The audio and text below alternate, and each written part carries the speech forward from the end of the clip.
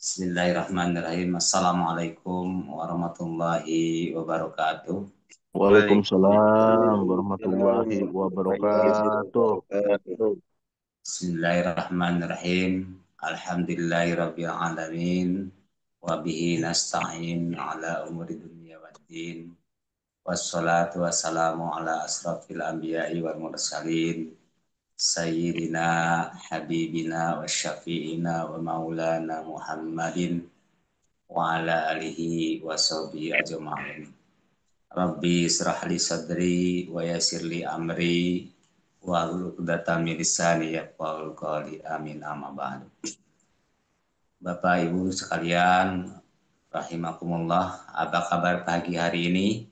Sehat semuanya? Alhamdulillah Pak Tatum, sehat Pak Alhamdulillah, Tatum. Alhamdulillah. Alhamdulillah. Allah. Alhamdulillahirabbil alamin. Berkat nikmat sehat, bil khusus nikmat iman serta nikmat Islam, sehingganya kita semua dapat bertemu kembali dalam rangka kajian My Kolbu yang biasa kita laksanakan sepekan sekali. Salawat serta salam semoga tercurahkan keharibaan kita baginda Nabi besar Muhammad Sallallahu Alaihi Wasallam dan juga kepada keluarganya, para sahabatnya dan seluruh umatnya yang insya Allah kita termasuk di dalamnya, yang senantiasa selalu berusaha untuk taat dan patuh menjalankan sunnah-sunnahnya. Dan semoga pula kelak kita mendapatkan syafaatnya di yaumil akhir nanti. Amin ya rabbal alamin. Bapak Ibu sekalian, seperti biasanya sebelum kita mulai, mari saja kita bacakan surat Al-Fatihah. Kita mohon kepada Allah Subhanahu wa taala agar kajian ini diberikan keridhaan oleh Allah Subhanahu wa taala. Dan juga kita mohon kepada Allah agar seluruh urusan kita dimudahkan Allah Subhanahu wa taala, dan yang sedang kurang sehat, baik itu keluarga kita sendiri, kita doakan semoga semuanya Allah sembuhkan sehat seperti sedia kala. Sepertinya di depan kita juga sudah hadir guru kita, mari saja kita sapa. Assalamualaikum warahmatullahi wabarakatuh. Pak Ustadz, Waalaikumsalam warahmatullahi. sehat Pak Ustadz? Alhamdulillah. Alhamdulillah. Sehat. Baik Bapak Ibu sekalian, eh, kita bacakan surat Al-Fatihah. Al-hadiniyah wa qiyatin sholihah wa ilhadiratin Nabi Mustafa Rasulullah sallallahu alaihi wasallam bi barakati Al-Fatihah. A'udzubillahi Alhamdulillah. minasyaitonirrajim. Bismillahirrahmanirrahim. Alhamdulillahirabbil alamin arrahmanir rahim maliki yaumiddin. Iyyaka Iya. na'budu wa nasta'inu shiratal mustaqim. Shiratal ladzina an'amta 'alaihim ghairil maghdubi 'alaihim waladdallin. Bapak Ibu sekalian, mari saja kita simak dan kita dengarkan tausiah yang akan dibawakan oleh guru kita. Pada Bapak Ustadz Ujang Furqon, waktu dan tempat saya persilakan. Jazakallah khair. Ah. Bismillahirrahmanirrahim. Assalamualaikum warahmatullahi wabarakatuh. Waalaikumsalam Waalaikumsalam warahmatullahi warahmatullahi wabarakatuh. wabarakatuh. Alhamdulillah. Innal hamdalillah. Nahmaduhu wa nasta'inuhu wa nastaghfiruh wa na'udzu billahi min shururi anfusina wa min sayyiati a'malina. Man yahdihillahu fala mudilla lahu wa man yudlilhu fala hadiya lahu. أشهد أن لا إله إلا الله وحده لا شريك له وأشهد أن محمدا عبده ورسوله لا نبي بعده. اللهم صل على سيدنا ونبينا محمد صلى الله عليه وسلم وعلى آله وأصحابه ومن تبعهم بإحسان إلى يوم الدين. أما بعد، قال الله تعالى في القرآن الكريم: أعوذ بالله من الشيطان الرجيم إنا نحن نزلنا الذكر وإنا له لحافظون صدق الله العظيم. Alhamdulillah, segala puji syukur selalu kita panjatkan kepada Allah Subhanahu wa Ta'ala yang telah memberikan kita nikmat yang tak terhitung nilainya, terutama nikmat iman dan Islam, nikmat sehat dan waktu luang, sehingga kita masih diberikan kesempatan oleh Allah untuk menjalankan syariatnya, melaksanakan semua amal perbuatan yang insya Allah kemudian amal perbuatan kita sampai detik ini menjadi amal soleh nanti di yaumul hisab. Salawat dan salam selalu kita curahkan kepada Nabi besar kita Muhammad Sallallahu Alaihi Wasallam, para keluarganya, para sahabatnya, dan semoga kita sebagai umatnya selalu diberikan keistiqomahan untuk menjalankan syariatnya. Mudah-mudahan kita berharap nanti di yaumul qiyamah, di yaumul hisab kita mendapatkan syafaat Rasulullah Sallallahu Alaihi Wasallam. Gimana Bapak Ibu? Sehat semua ya? Alhamdulillah Ustaz. Alhamdulillah. Ya. Alhamdulillah kita hadir kembali bermuajahah di majelis yang luar biasa ini. Majelis rutin, kajian nafsiyah. Sini kita saling menasehati agar amal kita ini selalu terjaga sesuai dengan apa yang diminta oleh Al-Khaliq, yaitu Allah Subhanahu wa Ta'ala. Karena bagaimanapun juga ya, kita hidup di dunia ini adalah bentuk ujian ya, yang diberikan oleh Allah pada kita, apakah kita ini istiqomah dalam menjalankan syariatnya atau tidak. Ya. Kita diminta oleh Allah di dunia ini untuk beribadah, menjalankan semua perintahnya dan meninggalkan semua larangannya.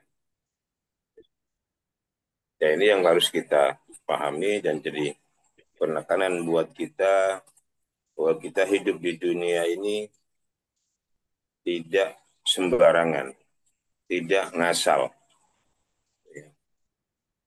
Tapi kita hidup di dunia ini ada aktivitas yang memang ini yang diminta oleh Allah, yaitu apa? Ibadah kita. Amal yang bernilai ibadah. Karena disitulah Allah memberikan aturan, memberikan syariat, ya, agar apa yang kita lakukan di dunia ini sesuai dengan apa yang diminta. Allah menurunkan Al-Quran, Syahrul Ramadan alladzi unzila fihi Al-Quran hudan linnas wa bayyinatun minal huda wal furqan. Jadi di bulan Ramadan itu Allah menurunkan Al-Quran. Untuk apa? Sebagai apa? Hudan linnas. Ya. Sebagai petunjuk buat manusia. Wa bayyinatun minal huda wal furqan, dan untuk membedakan ya, mana yang hak dan mana yang batil. Ini yang harus kita pahami, bahwa hidup kita di dunia ini tidak boleh lepas dari petunjuk Allah Subhanahu wa Ta'ala. Insya Allah pada pagi hari ini kita belajar bareng-bareng ya, terkait dengan babnya ini adalah memelihara Al-Quran. Ta'ahadu Al-Quranul Karim. Memelihara Al-Quran. Saya yakin di rumah Bapak Ibu semua ini pasti ada Al-Quran ya. Pastikan di rumah ada Al-Quran. Begitu Pak Tagum ya? Ada. Jangan sampai umat Islam nggak punya Al-Quran. Gitu. Tinggal ngomong nanti ke Satakum. Gitu kan. Saya belum ada Quran saat di rumah. Udah langsung dikirim. Ada berapa? Gitu. Langsung dikirim Al-Quran. Karena apa? Ini penting. Ini adalah kitab suci ya, bagi seorang Muslim. Walaupun kita belum bisa bacanya, paling kagak punya kan begitu. Ya walaupun banyak orang Islam itu punya Al-Quran, cuman gak pernah dibaca. Begitu ya. Dengan kadang sampai umur udah puluhan tahun aja, itu belum bisa baca Al-Quran. Apalagi menghatamkan Al-Quran. Gitu ya. Nah ini penting. Bapak, ibu-ibu yang dirahmati oleh Allah, kita sebagai umatnya Kanjeng Nabi, ini harus memahami bahwa Al-Quran itu adalah salah satu sebagai sumber hukum kita sebagai umat Islam. Ya. Jadi Al-Quran itu ya, adalah firman Allah. Gitu kan. Al-Quran diturunkan kepada Nabi Muhammad SAW melalui wahyu yang dibawa oleh Jibril, baik lafaz maupun maknanya. Gitu ya. Al-Quranul Karim wa kalamullah subhanahu anjala ala rasulihi Muhammadin sallallahu alaihi wasallam wasitatil wahyi Jibril alaihissalam. Jadi Al-Quran itu adalah diturunkan kepada Nabi Muhammad SAW melalui wahyu yang dibawa oleh Jibril. Baik lafaz maupun maknanya, itu kan. Lafdan wa makna abdul fitilawatihi. Membacanya, itu kan, merupakan ibadah. Gitu ya. Jadi Al-Quran itu wahyu yang diturunkan kepada Nabi Muhammad SAW, itu kan, baik lafaz maupun maknanya. Membacanya merupakan ibadah. Coba.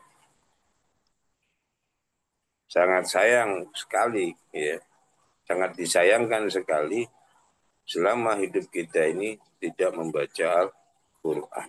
Begitu.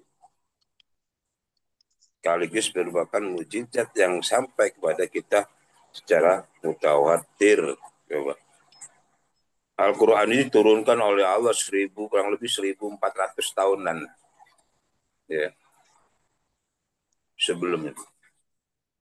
Jadi zaman Rasulullah itu ya, sampai sekarang itu mujizat yang apa? Yang ada itu yang nampak, yang kelihatan dari baginda Nabi Muhammad Shallallahu Alaihi Wasallam. Gitu. Ada Taurat, ada Zabur, ada Injil. Kita tidak tahu di mana posisi mereka yang benar, gitu kan. Tapi Al-Quran sebagai kitab suci penyempurna dari kitab-kitab yang lain. Ini sampai pada rumah-rumah kita. Nanti bisa bayangin, itu kan. Jadi mulai Kanjeng Nabi Muhammad SAW diutus sebagai Rasul turun Al-Quran 1400 tahun yang lalu kurang lebihnya. Itu hadir di tengah-tengah kita. Kita bisa melihatnya, kita bisa mencentuhnya, kita bisa menyentuhnya, kita bisa menciumnya, kita bisa meluk-meluknya kan begitu. Ya luar biasa, mujizat yang sangat luar biasa. Tentunya. Bagaimana firman Allah? La ya'tihil batilu min baini yadayhi wala min khalfihi. Tanzilum min hakimin hamid. Tidak datang padanya kebatilan dari sebelum dan sesudahnya. Diturunkan dari zat yang maha bijak dan terpuji. Turunkan oleh Allah.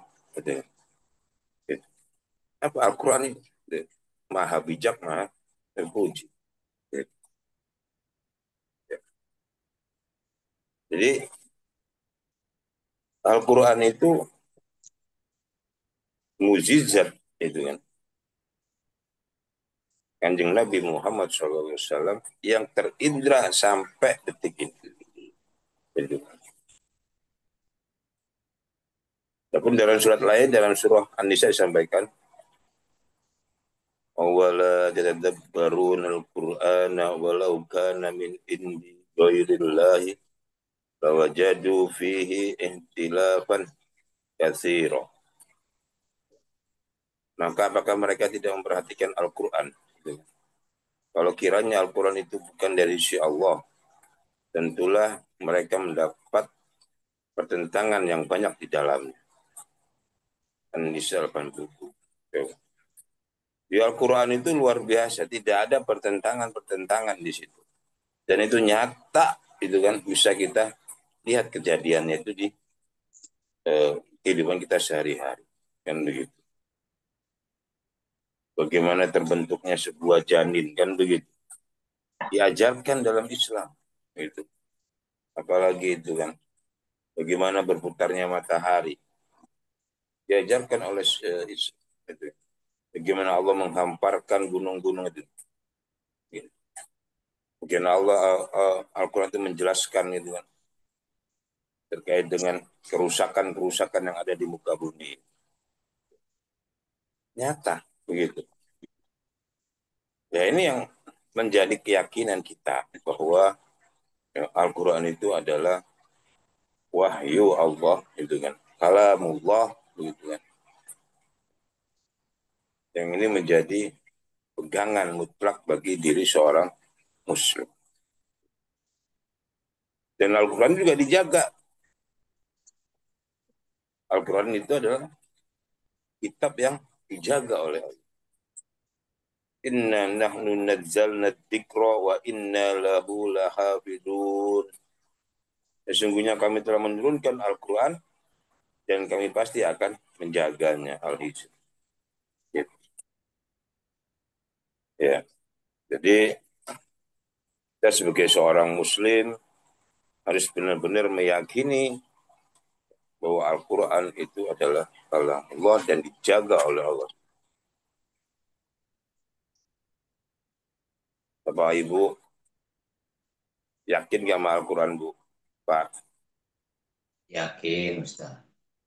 Yakin ya.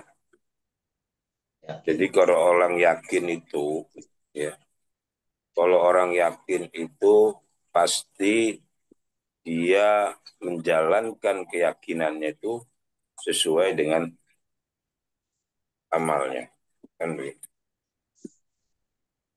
Ngomong yakin tapi kita menyelisih dari Al-Quran. Ini belum yakin. Ngomong yakin tapi masih tidak mau gitu kan, menjalankan apa yang diperintahkan dalam Al-Quran. Nah ini belum yakin. Orang yakin itu ya pasti perbuatannya sesuai dengan keyakinannya. Gitu. Yakin kalau air putih ya air bening itu diminum. Gitu. Ya kita minum. Yakin itu racun ya kita buang. Kan begitu. Yakin itu adalah Al-Quran sebagai petunjuk perbuatan kita, petunjuk untuk kehidupan kita, maka harus kita terapkan Al-Quran itu dalam kehidupan kita sehari-hari. Itu namanya yakin. Ya. Jangan saya ngomong yakin doang, tapi aktivitasnya kagak sesuai. Kan begitu. Itu berarti tidak yakin namanya. Gitu. Nah, keutamaan Al-Quran. Kitab yang pertama adalah apa? Kitab yang mampu menghidupkan jiwa, menenteramkan hati. Gitu ya. Coba aja. Gitu kan. Kalau kita ini lagi itu suntuk, kita baca Al-Quran. Gitu. Adem nggak? Adem. Adem. Gitu kan. Gitu. Jadi kita nggak panik, nggak gelisah begitu. Paling tidak dengan membaca Al-Quran itu kita menjadi tenang diri kita. Gitu. Tentram diri kita. Walaupun dalam walaupun kita belum tahu artinya dan maknanya, kan begitu. Itu apalagi kita memahami makna gitu kan, dan artinya tadi. Ini yang gitu.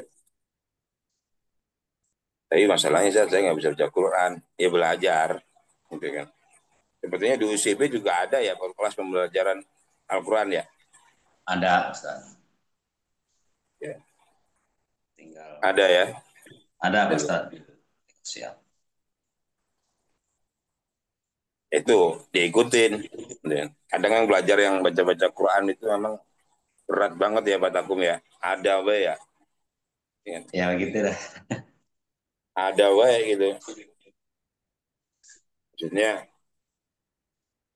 susah datang, males datang begitu ya. Gitu. Itu yang terjadi kan begitu. Jadi dengan kita membaca Al-Quran itu kita jadi tenang, tentram jiwa kita.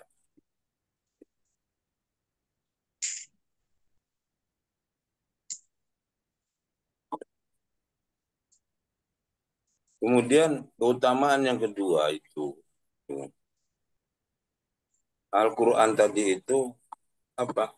Kitab yang mengeluarkan manusia dari kegelapan menuju cahaya, yaitu jalan zat yang maha perkasa lagi terpuji. Ini dalam ada surah dalam surah yaitu kan Al-Isra di sini disampaikan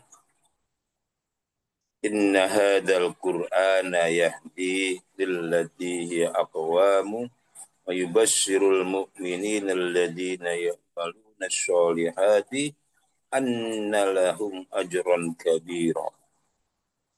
Sesungguhnya Al-Quran ini memberikan petunjuk pada jalan yang lebih lurus dan memberi kabar gembira kepada orang-orang mukmin yang mengerjakan amal soleh. Bagi mereka ada dua pahala yang besar. Ini begitu.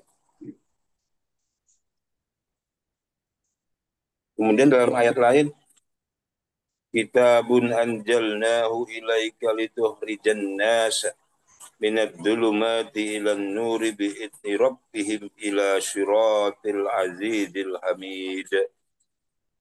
Kitab yang kami turunkan kepadamu supaya kamu mengeluarkan manusia dari gelap gulita kepada cahaya terang benderang dengan izin Tuhan mereka, yaitu menuju jalan Tuhan yang maha perkasa lagi penyayang terpuji.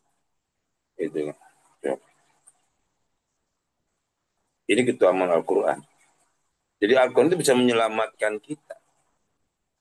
Al-Quran itu jadi kita yang tidak pernah menyentuh Al-Quran, kita yang tidak pernah menjalankan Al-Quran, ketika kita menyentuh Al-Quran, kemudian kita menjalankan apa yang diminta oleh Al-Quran, kita merasakan hidup kita ini akan apa? Nyaman, kan? Yang tadinya gelap gulita, kan? Yang tadinya itu masalah itu udah pelik banget, gitu kan? Tapi ketika kita ini menyandarkan perbuatan kita dengan Al-Quran, lambat laun terurai. Yang tadinya gelap itu mulai terang, gitu kan?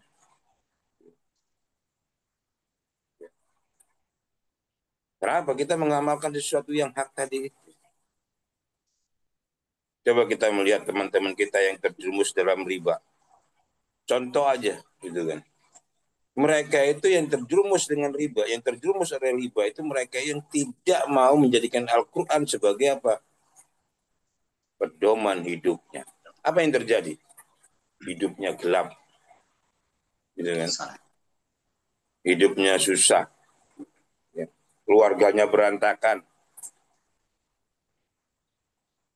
Ada itu di apa tabiat buruk utang, kataku ya. Ya. Itu dijelaskan bagaimana kondisi orang-orang yang memang itu mereka meninggalkan Al-Quran, kan begitu. Siang nggak tenang, malam nggak nyenyak. Kataku ya.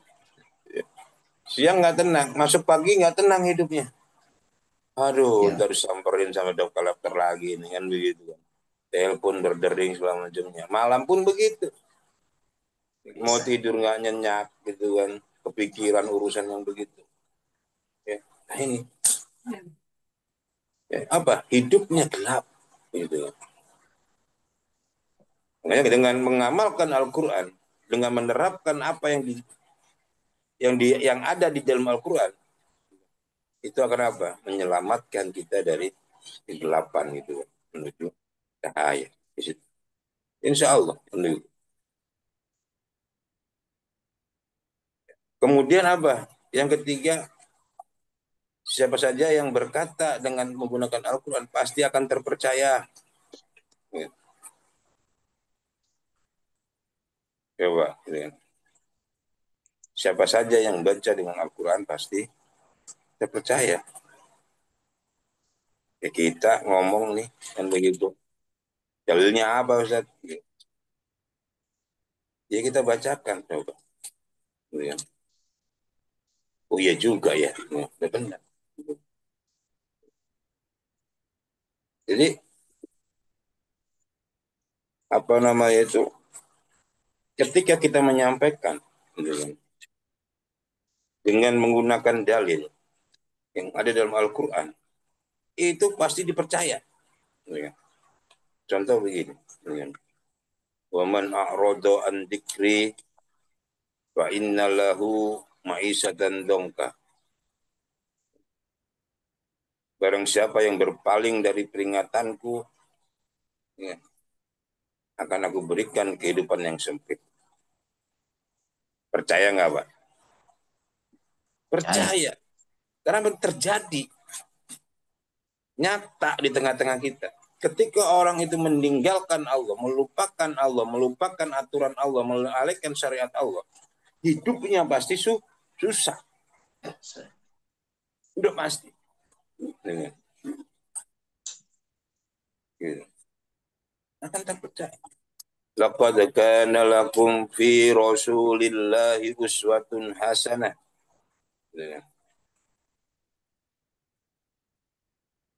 Bahwa sebaik-baik tauladan. Ada tauladan dari diri Rasulullah. Sebaik-baik tauladan.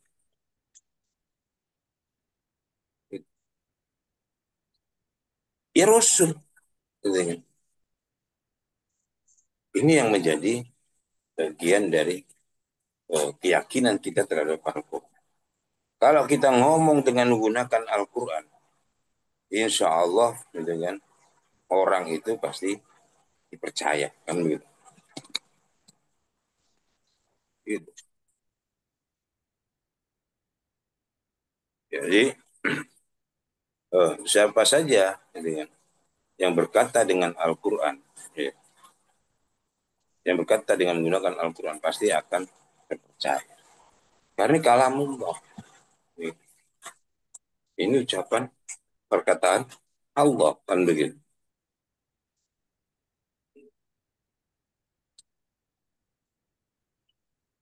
Masyaallah muslimin rahimakumullah. Jadi yang ketiga seperti itu. Kemudian yang keempat, siapa saja yang mengamalkannya pasti akan beruntung. Begitu. Nggak ada yang susah, nggak ada yang apa namanya itu, nggak ada penyesalan itu. Hidupnya akan tenang karena wa ma arsalnaka illa rahmatan lil alamin. Coba kita berjalan, kita mengamalkan tentang sholat kita, mengamalkan infak sodakoh kita, itu ya. Kemudian kita mengamalkan Al-Quran dalam keluarga kita. Ya. Kira-kira kalau kita ngamalin Quran di keluarga kita ini semakin ribut atau semakin tenang. Sedangkan semakin tenang. Kita berbisnis dengan menggunakan Al-Quran. Rugi atau untung? Untung. Untung, kan begitu. Jadi ini yang harus kita Paham? Dan siapa saja yang mendakwahkannya pasti akan mendapatkan hidayah ke jalan yang lurus. Tuh. Siapa Pak yang menjaganya begitu? Yang mendakwahkannya ya, pasti akan mendapatkan hidayah ke jalan yang lurus. Ya karena setiap hari kita baca ihdinas siratal mustaqim. Gitu ya. Kita ini berharap pada Allah ini diberikan jalan yang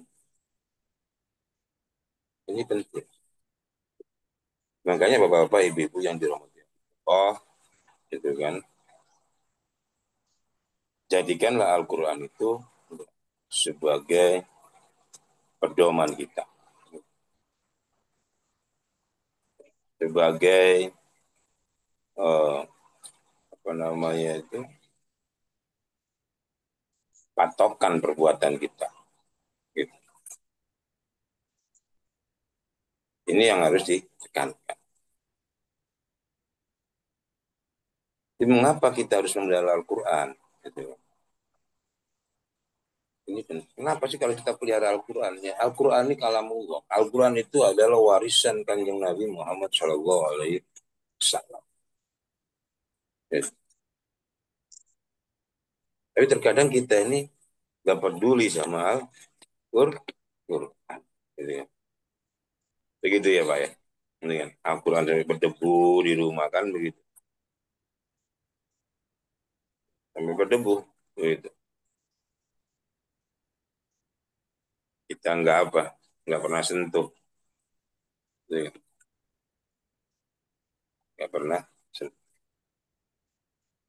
Saya ada beberapa ya, keutamaan ya bagi yang memelihara Al-Quran. Yang pertama itu menjadikan orang yang memberi peringatan. Nih, ya. Najala bihir ruhul amin ala qalbika litakuna minal munzirin. Dia membawa turun oleh ar-ruh al-amin yang disebut oleh malaikat Jibril ke dalam hatimu Muhammad agar kamu menjadi salah seorang di antara orang-orang yang memberi peringatan.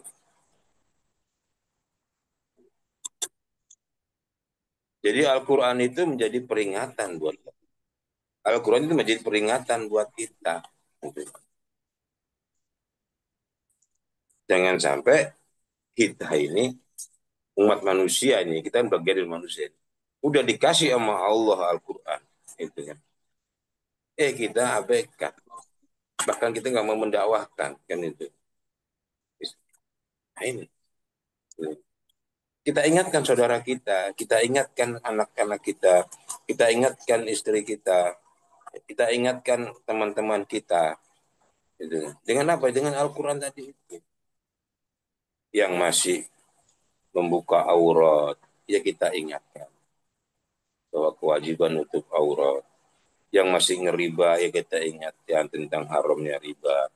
Yang belum sholat, kita ingatkan tentang kewajiban sholat. Gitu. Yang sering berkholwat, ya kita ingatkan bahwa itu adalah larang. Semuanya itu adalah bentuk perintah-perintah yang ada di Al-Quran. Kita ingatkan. Gitu. Kemudian Al-Quran itu juga sebagai petunjuk jalan yang lurus. Gitu. Inna hadal Qur'ana yahdi lillati hiya aqwamu yubasyirul mu'minin alladhina ya'maluna sholihati anna lahum ajran kabira. Yang tadi saya baca.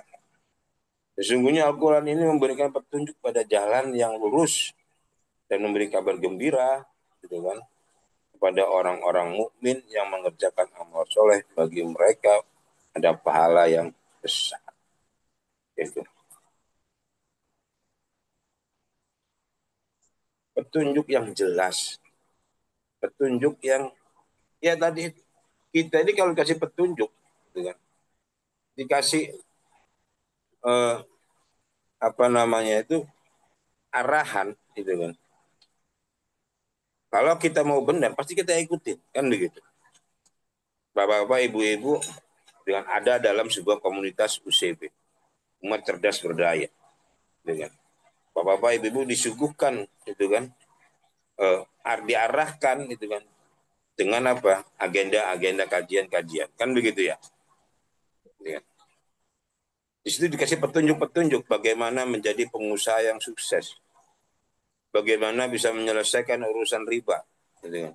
Bagaimana bisa negosiasi dengan bank, gitu. Bagaimana Allah itu bisa menurunkan pertolongannya, kan dikasih itu petunjuk-petunjuk di situ. Itu kalau kita jalankan petunjuk-petunjuk itu, gitu kan. Ya insya Allah kita akan mendapatkan apa yang kita inginkan tadi itu. Kita disuruh ke pasar minggu, dikasih petunjuk. Nih, kalau ke pasar minggu ikutin petunjuk ini. Kita ikutin nggak? Ya harus diikutin. Harus diikutin. Karena itu petunjuk yang akan bisa mengantarkan kita pada tujuan kita. Gitu. Nah Allah ini luar biasa. Allah itu maha adil. Maha penyayang. Mau kita rusak kayak apa dalam tanda kutip kan. Allah masih sayangin kita kan. Ya. Orang ribanya udah kemana-mana. Tapi Allah masih sayang kita. Allah masih biarkan mata kita bisa melihat. Allah masih biarkan tangan kita ini bisa memegang. Allah masih biarkan paru-paru kita ini bisa bernapas. Dan luar biasa ya. Sayangnya kayak apa nih Allah pada kita kan begitu. Ya. Ya. Itu ya. Jadi yakinlah bahwa Al-Quran itu sebagai petunjuk yang lurus. Petunjuk yang benar. Kan begitu. Jangan sampai ya kita ini sebagai umatnya Kanjeng Nabi Muhammad SAW justru gitu kan ini mengabaikan Al-Quran. Ini ada dalam surah Al-Maidah disampaikan juga. Ya ahlal kitabi qad ja'akum rasuluna yubayyinu lakum katsiran mimma kuntum tukhfuna minal kitab wa ya'fu an katsir. Qad ja'akum minallahi nurun wa kitabun mubin.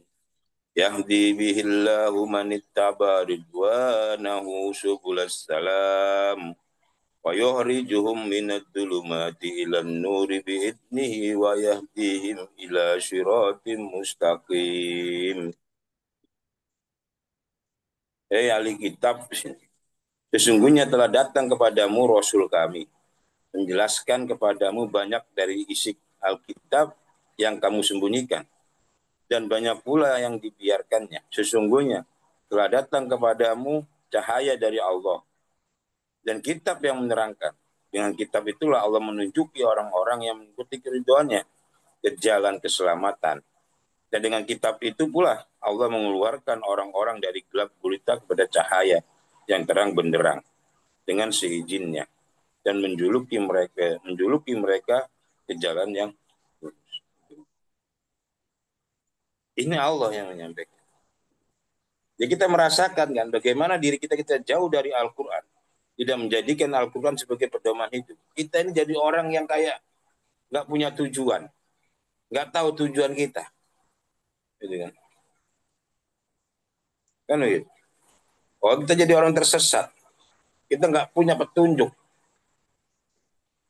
Makanya kita melihat kalau acara FHB ya, di mana sesi pada nangis-nangis begitu. Gitu kan. Betagum ya? Iya. Itu kenapa coba? Ya merasakan apa yang kita lakukan salah. Menyesali kesalahan kita. Gitu kan. Menyesali kesalahan kita karena kita jauh dari Al-Quran. Gitu kan. Itu bukti bahwa kita ini jauh dari Al-Quran. Gitu kan.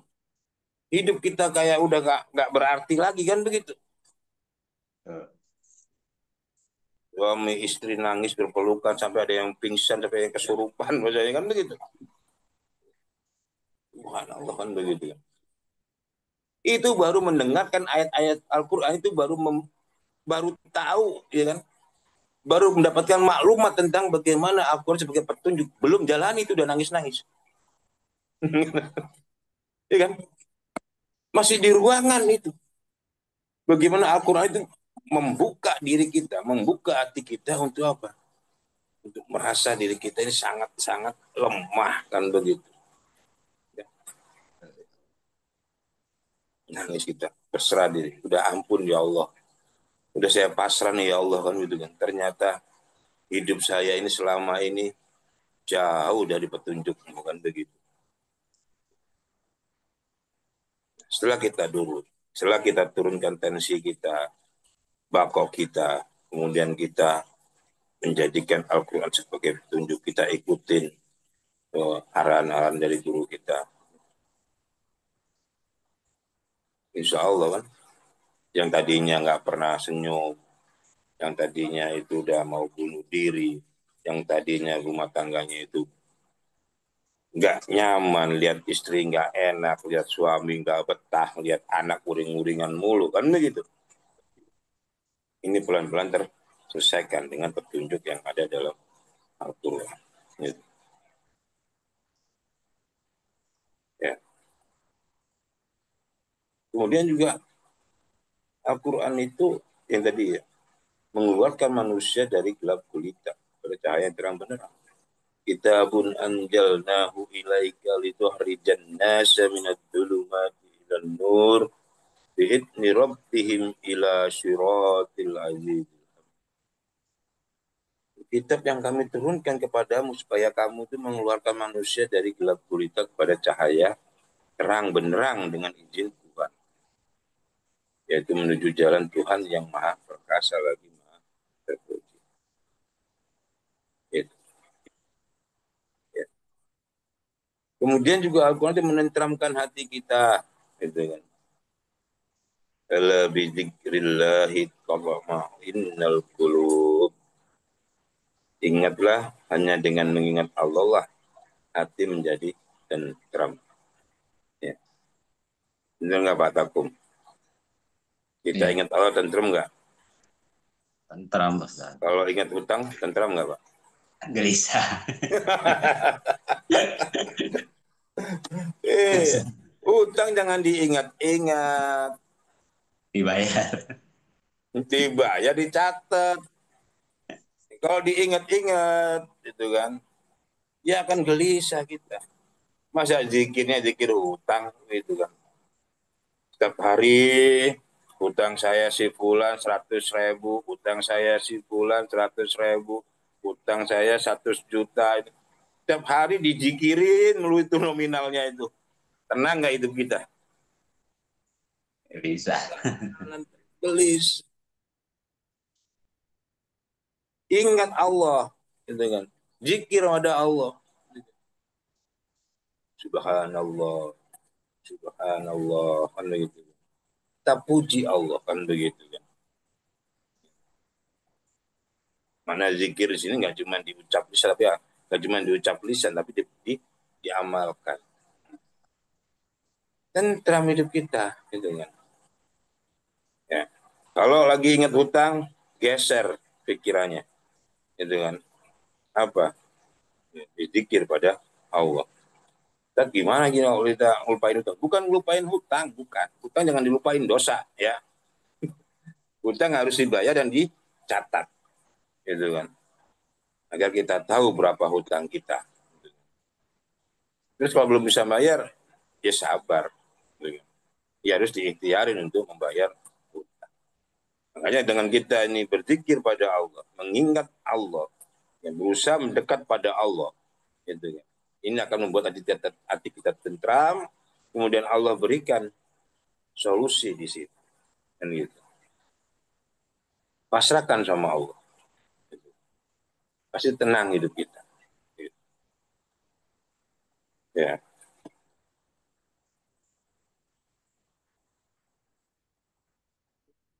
Gitu. Jadi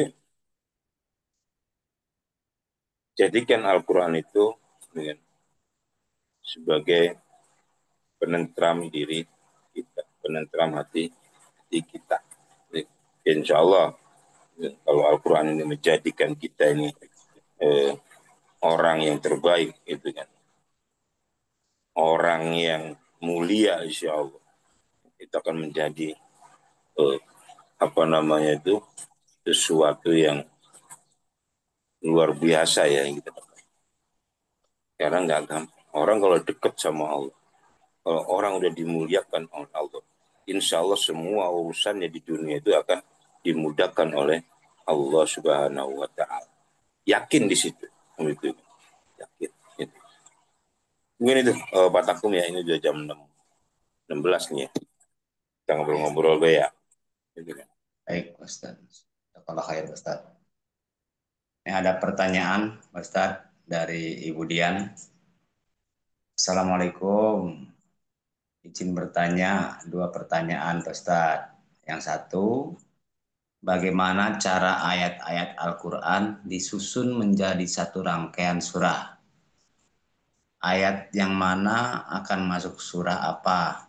Sementara ayat-ayat tersebut biasanya turun secara random, terpisah-pisah sesuai peristiwa atau kondisi Rasulullah SAW dan para sahabat. Yang kedua, seorang penghafal Al-Quran konon di akhirat kelak akan memberikan mahkota kehormatan kepada orang tuanya. Yang benar memberi mahkota pada orang tuanya yang menitipkan anak pada yang menitipkan anak tersebut ke pesantren penghafal Al-Quran, atau sebenarnya kepada orang yang mengajarkan Al-Quran pada anak tersebut. Jazakallah khair, Ustaz. Ya, jazakallah Pak Takum. Jadi di kitab Sahsia min Nuqawimat ya, itu dijelaskan bagaimana Al-Quran itu uh, diturunkan. Gitu. Jadi letak ayat dan surah, gitu kan. Letak ayat dalam surah itu adalah dari Rasulullah. Ya. Rasulullah yang menyampaikan kepada sahabat. Makanya Al-Quran itu dulu itu tidak seperti yang kita pegang sekarang. Ya. Tidak seperti yang kita miliki sekarang. Dulu ketika Rasul itu menyampaikan tentang ayat, tentang surah, tentang ayat tadi ini, para sahabat ingat, para sahabat itu luar biasa ingatannya, kan gitu. Diingat satu persatu apa yang disampaikan Rasulullah. Gitu. Kemudian apa? Dihafal sama sahabat. Nah, ketika Rasulullah wafat, gitu kan, ini belum langsung dibukukan, itu bahasanya itu kan, belum di situ. Nah, disitulah ada keinginan para sahabat itu untuk menulis Al-Quran, itu kan, membukukan Al-Quran. Makanya dalam kitab Sasya Islamiyah itu dijelaskan bagaimana Al-Quran itu diterapkan, itu disusun itu. Ini banyak, ada Al-Quran yang versinya Ali bin Abi Thalib, itu kan, ada Al-Quran yang versinya ini, ada yang Abu Bakar kan begitu. Nah, di masa kekhilafan Utsmani, itu Al-Quran disahkan secara resmi dengan oleh Khalifah Utsman bin Affan, gitu kan. Yang tadinya itu Al-Quran itu kan berbeda-beda versi, ya, posisinya juga macamnya, kan itu kan, ayat-ayatnya, letak suratnya ya kan itu kan. Itu ada istri Rasulullah Hafsah itu megang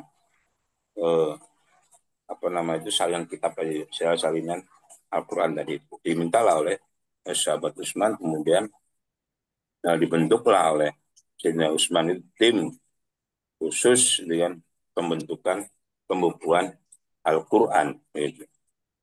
Ya, pembukuan Al-Quran yang dikepalai oleh Zaid bin Sabit, kan begitu. Dan disahkan oleh Khalifah Utsman bin Affan. Makanya yang kita pegang lagi sekarang ini Mus'haf Utsmani. Mus'haf Utsmani. Gitu ya. Kitab Al-Quran yang disahkan zaman kekhilafahan Utsman bin Affan. Urutan surah itu adalah ijma sahabat. Letak ayatnya dalam surah itu adalah dari Rasulullah Shallallahu Alaihi Wasallam. Gitu ya. Tuh. Kemudian yang kedua, gitu kan, ketika seorang anak itu membaca Al-Quran, kemudian memberikan mahkota kepada orang tuanya dia, gitu ya. Apakah orang tua yang memasukkan anak pesantren di Quran atau orang tua yang mengajarkan Al-Quran? Ya dua-duanya. Ketika anak itu membaca Al-Quran, maka pahalanya itu ngalir kepada orang tua. Ketika anak itu mengamalkan Al-Quran, itu pun ngalir kepada orang tua. Jadi kita berharap, anak-anak kita ini menjadi Ahlul Quran. Gitu. Tidak cuma mereka menghafal Al-Quran, tapi mereka itu harus menerapkan Al-Quran dalam kehidupan sehari-hari. Karena menghafal Al-Quran itu belum menjamin bahwa amalnya itu sesuai dengan Al-Quran. Tapi dengan membaca Al-Quran, itu pun sudah memberikan pahala bagi mereka dan bagi orang tuanya. Kan hadisnya ada masyhur. Man qara'a Quran, man qara'a harfan min kitabillahi yan falahu bihi hasanatun. Wal hasanatu bi asrin amsalihah la aqulu alif lam mim harfun walakin alif harfun walamun harfun wa mimun harfun. Ya. Barang siapa yang membaca satu huruf dari Alkitab, maka dia akan mendapat satu kebaikan. Sedangkan satu kebaikan akan dibalas dengan 10 kali lipat. Aku tidak mengatakan bahwa alif lam mim, ya, alif lam mim adalah satu huruf. Tapi apa? Alif satu huruf, lam satu huruf, dan mim satu huruf. Jadi membaca Al-Quran itu pun juga akan mendapatkan kebaikan. Apalagi apa? Mengamalkan Al-Quran. Jadi kita sebagai orang tua harus mendorong anak kita ini dia sebagai Ahlul Quran. Baik anak itu membaca Al-Quran, menghafal Al-Quran, sampai mereka itu mengamalkan Al-Quran. Kan gitu. Masukkan santri anak kita ke pesantren Quran, bagus. Setiap hari anak itu baca Quran, itu pahala yang ngalir pada orang tua. Walaupun orang tuanya udah meninggal, itu terus ngalir. Gitu. Dan Allah berikan mahkota nanti di yaumul akhir. Itu. Membaca Al-Quran, gitu. Hukumnya sunnah, gitu kan? Mengamalkan Al-Quran hukumnya wajib. Gitu kan? Makanya kalau udah memasukkan anak ke pesantren Al-Quran, maka harus dijaga juga anak itu. Karena nggak sedikit orang yang banyak hafalan Qurannya, tapi perilakunya rusak. Banyak. Maka dia akan dilaknat oleh Al-Quran. Gitu. Nah, ini orang tua ya harus menjaga anaknya. Jadi dua-duanya disarankan. Ya, masukkan anak ke dalam pesantren Quran, kemudian ajarkan anak itu terhadap Al-Quran. Insya Allah kalau kita ini benar memilih pesantren untuk anak-anak kita, pasti akan dijaga di pondok itu. Anak akan disuruh membaca Al-Quran, disuruh menghafal Al-Quran, sampai anak itu mempraktekkan Al-Quran. Begitu, Pak Takum ya. Baik, Pak Ustaz. Jazakallah khair, Pak Ustaz. Silakan yang lainnya, barangkali ada yang mau ditanyakan kembali mengenai Al-Quran, ya.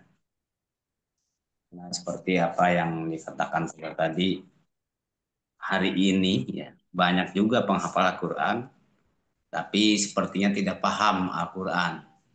Ya terbukti dengan perilakunya yang jauh dari nilai-nilai Al-Quran. Silakan Bapak Ibu.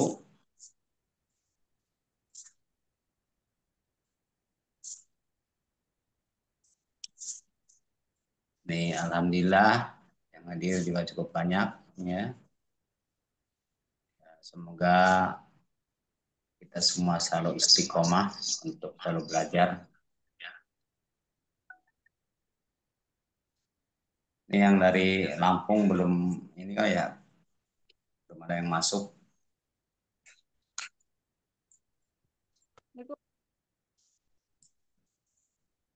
Ada pertanyaan dari Bu Lina ya. Assalamualaikum warahmatullahi wabarakatuh. Ustadz, izin bertanya, mohon tips mencari pesantren yang aman buat anak. Ya, Yang Ustadz. sederhana. Ya. Yang pertama, lihat dulu pemikiran kiainya. Ya, pemahaman kiainya itu seperti apa? Pemahaman Ustadz di situ seperti apa? Contoh, ini kan, kita tanya, Ustadz, mau nggak memperjuangkan Islam kafah? Menerapkan Islam dalam sebuah negara. Wah, belum, itu nggak boleh. Ya, itu udah nggak benar. Jangan dimasukkan ke pesantren anaknya. Ya, karena apa? Karena kiainya udah menolak syariat Allah, kan begitu. Itu yang pertama. Yang kedua, lihat pergaulan di pesantrennya seperti apa. Ini kan, laki perempuannya seperti apa. Gitu. Kalau dalam pergaulan sehari-hari di pesantren itu mereka itu berikhtilat dengan foto bareng santri ikhwan akhwatnya, itu jangan dimasukkan di situ. Bisa kan ada kan di profil pesantren kalau kita lihat ya itu kan ada foto bareng santri dengan ternyata santri laki dan perempuan foto bareng. Nah, ini udah tanda-tanda jangan dimasukkan di situ anak kita. Karena apa? Ini salah satu bentuk pelanggaran syariat. Gitu. Kemudian lihat pakaian dari santrinya. Saya juga ada di Jajapokin. Saya lihat pesantren besar juga. Waktu olahraga kita lihat tuh santri ahwadnya pakai celana training. Wah, ini udah nggak bener. Itu. Jadi tips mencari pesantren yang sesuai dengan anak itu adalah pesantren yang memang kita bisa mengukur ya ketaatan dalam menjalankan syariat pada Allah SWT. Karena itu pasti akan diajarkan ke anak kita. Kalau anak kita masuk pesantren yang pemikirannya itu tidak sesuai dengan syariat Allah atau berseberangan, pasti akan diajarkan pada anak kita. Gitu. Pesantren olahraga pakai training, pasti dipaksa anak kita pakai training.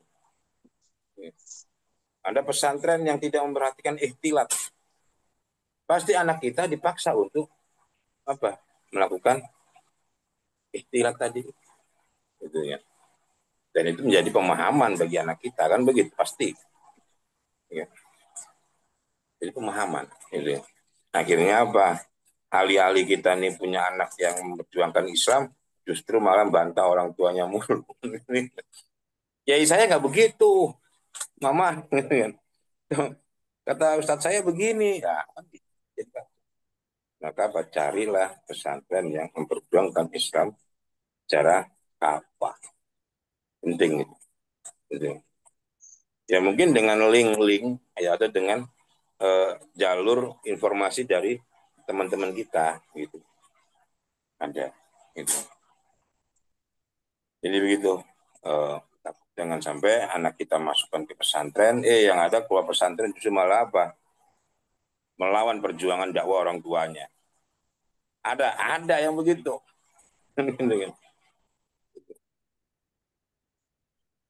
Jadi begitu, Ibu ya.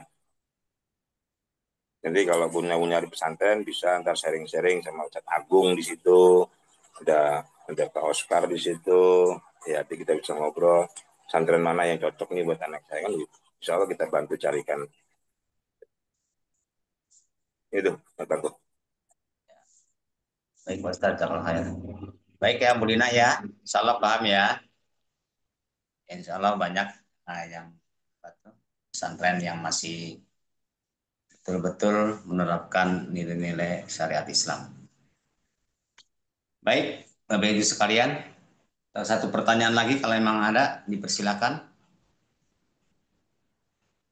Kalau tidak ada, kebetulan waktu sudah menunjukkan pukul 6:31.